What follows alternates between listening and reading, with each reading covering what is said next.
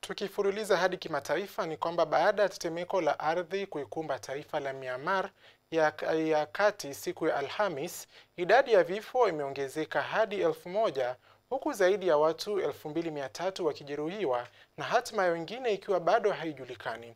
Tetemeko hilo ambalo lilikuwa na kina kifupi cha kilomita 10 limesababisha uharibifu mkubwa hasa katika jiji la Mandalay ambako majengo, barabara na madaraja yameporomoka kutokana na mkasa huo.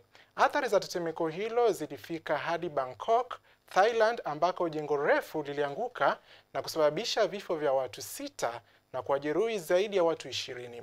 Aidha, operesheni za uokoaji zingali zinaendelea, lakini mifumo ya umeme na mawasiliano iliyokatika inazuia juhudi za uokoaji.